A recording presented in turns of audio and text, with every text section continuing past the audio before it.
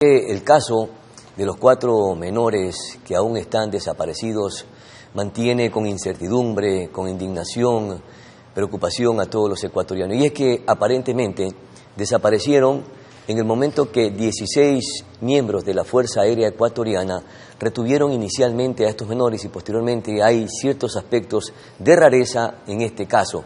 Entonces, de este tema vamos a conversar y de otros temas importantes también como el rol de las Fuerzas Armadas dentro del combate a las mafias criminales. Estaremos conversando justamente con nuestro invitado, el general Paco Moncayo, ex jefe del Comando Conjunto de las Fuerzas Armadas, a quien le damos la cordial bienvenida. General, inicialmente, ¿cómo se tomaría este caso gravísimo que está atravesando el país frente a la desaparición de 4 menores de edad y que podrían estar involucrados 16 miembros de la Fuerza Aérea Ecuatoriana? ¿Cuánto golpearía a la reputación de la institución militar? Bueno, en primer lugar, debo explicarles que en las Fuerzas Armadas estos temas están perfectamente regulados y no deberían pasar.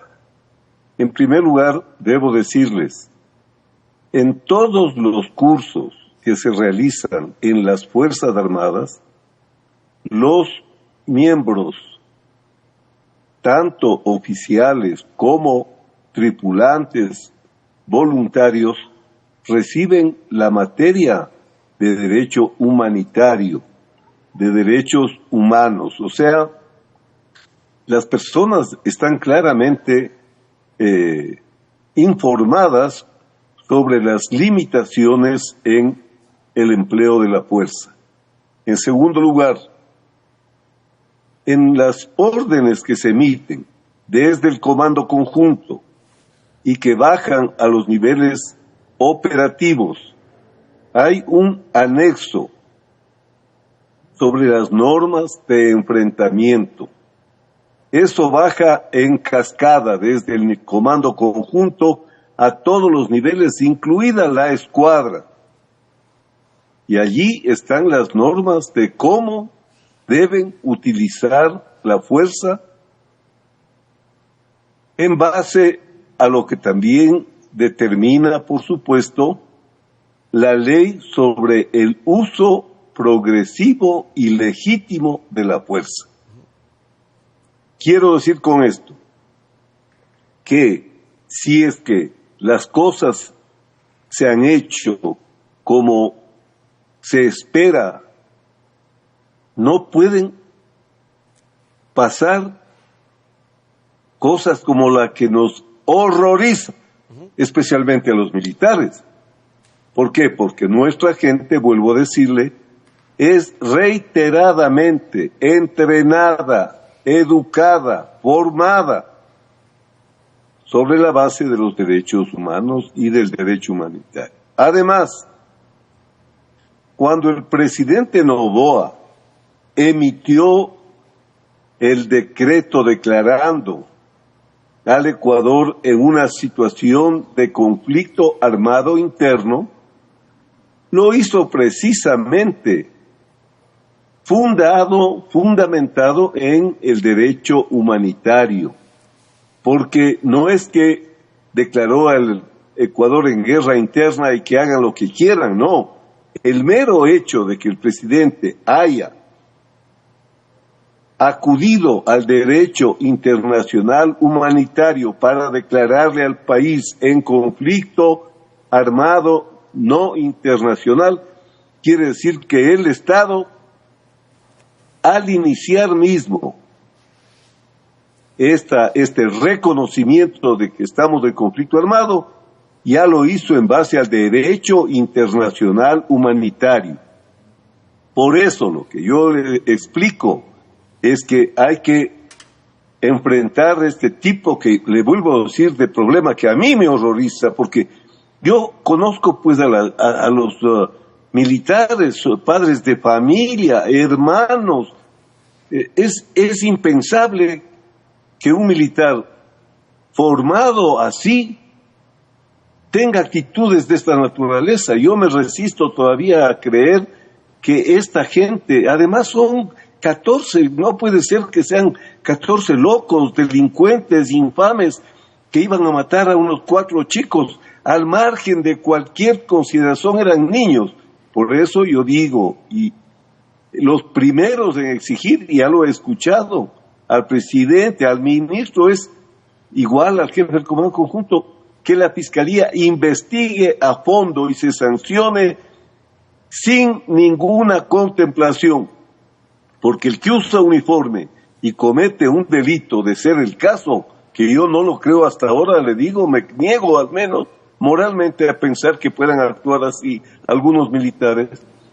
Ellos no solo se están deshonrando a sí mismos, están deshonrando a la institución militar, están echando lodo contra la institución militar y lo que es peor, están poniendo en riesgo la lucha en contra del crimen organizado porque la deslegitiman. Ese es el punto de vista mío, un punto de vista de una persona que conoce de esto, que ha escrito sobre esto. General, en efecto, ese deberían de ser los principios de comportamiento de los miembros de las Fuerzas Armadas, de los militares en general. Sin embargo, se ha evidenciado ciertos rasgos de extralimitación del uso de la fuerza de estos militares. ¿Por qué cree que se han separado de esos principios que usted acaba de mencionar este grupo puntual de militares ante menores de edad que, por mucho que hayan sido las circunstancias, que hayan tenido que neutralizarlos, no debieron de actuar de esa manera, como hasta el momento se prevé que lo han hecho? Mire, es que ese es un tema muy importante. Usted no puede inculpar a estas personas de haber actuado de una manera criminal. Eso tiene que establecerlo la Fiscalía con absoluta independencia y tienen que juzgar los jueces. ¿Por qué nos anticipamos a juzgar? ¿Y por qué inclusive observo cómo ya candidatos, como ya asambleístas, comienzan a usar políticamente? Eso es inmoral.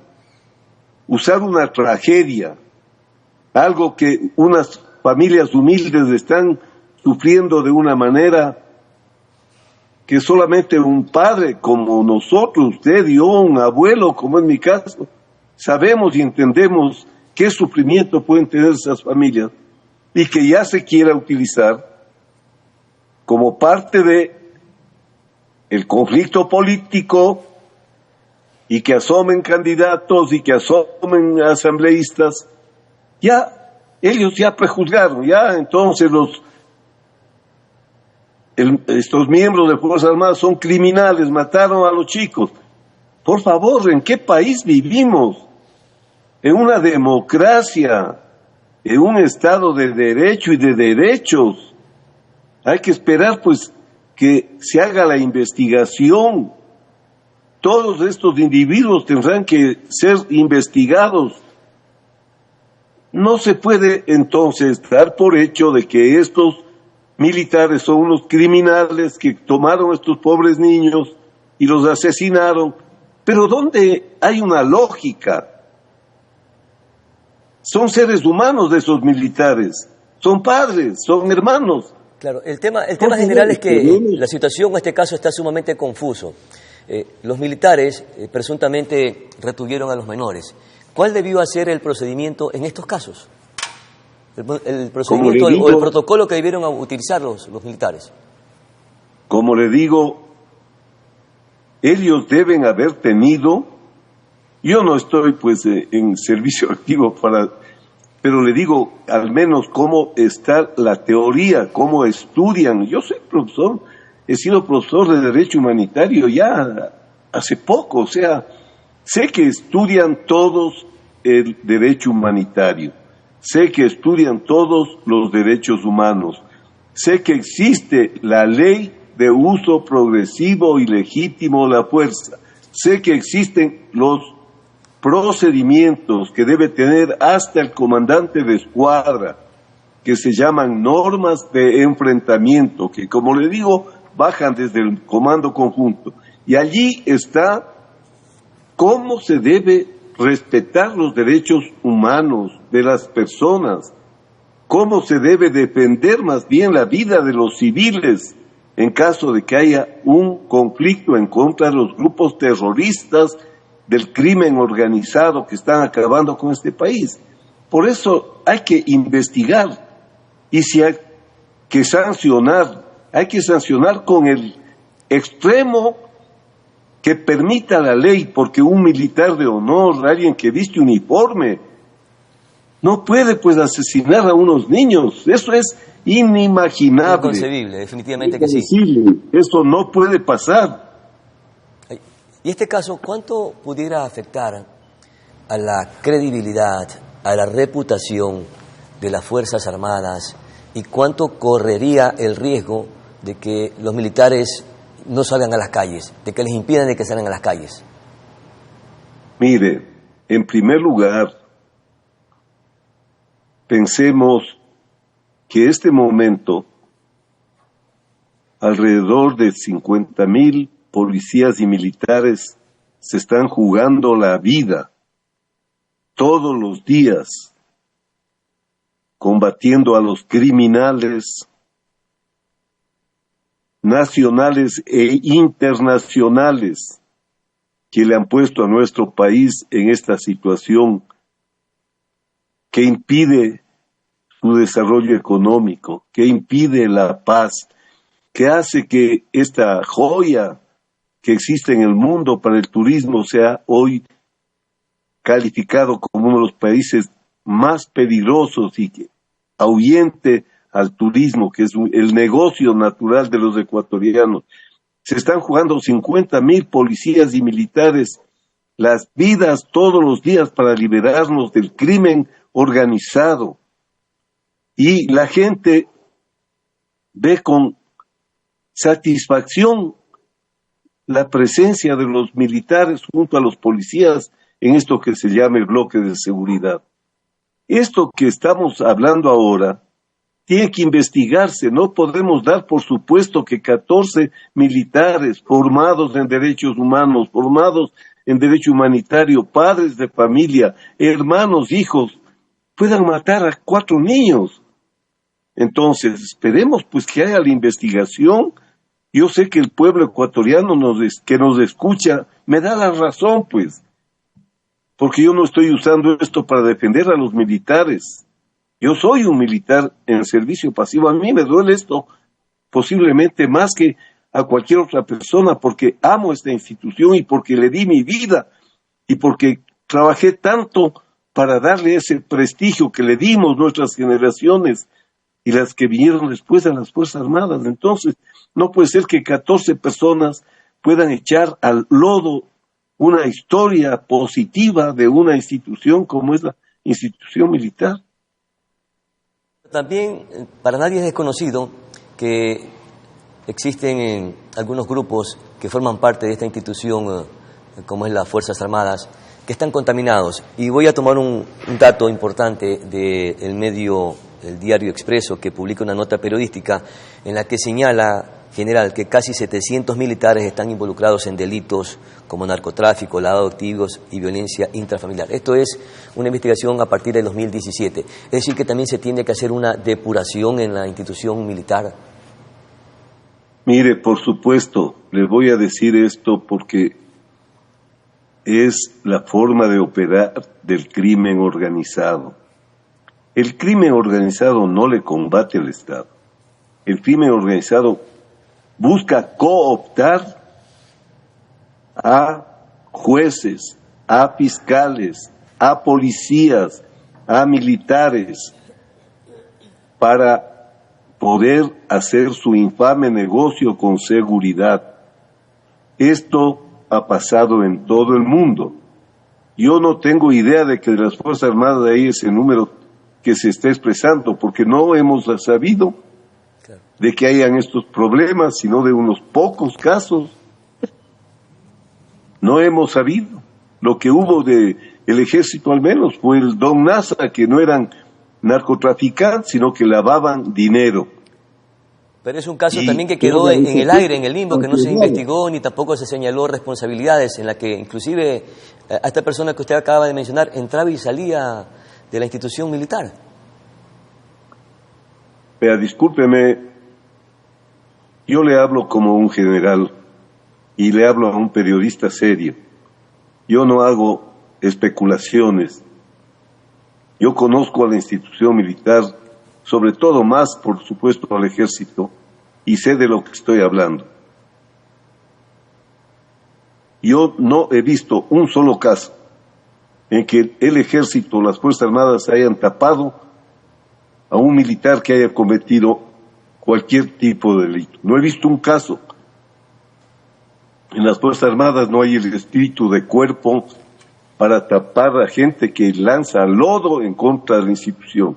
Los primeros en perseguir a cualquiera que se salga de la línea de honor, que es la línea que rige la vida militar, son los militares. Aquí no hay alcahuetes, generales, coroneles que les estén tapando. Eso no existe. Eso sí le puedo decir porque sé, no existe. En las Fuerzas Armadas, yo puedo hablar más por el ejército, pero creo que en las Fuerzas Armadas los términos de honor son los que regulan las conductas de las personas. Y nadie va a tapar jamás a cualquiera que se desvíe, porque en cualquier institución pueden desviarse, porque el crimen organizado tiene tantos recursos para torcerle a la gente. Pero la institución no va jamás a tapar un solo caso de un solo miembro. Además, cuando hablamos de Don Nasa, era un tipo retirado, ni siquiera del servicio activo. El ejército no tapa los pillos. Nunca ha pasado y no va a pasar. Perfecto, muchísimas gracias, general Paco Moncayo, por comenzar con Noticias Olomar y sobre todo por dar su criterio, que es bastante importante y válido en estos momentos de crisis ante este caso que ya hemos esbozado en estos momentos. Vamos a nuestra siguiente pausa publicitaria. Enseguida retornamos con más información.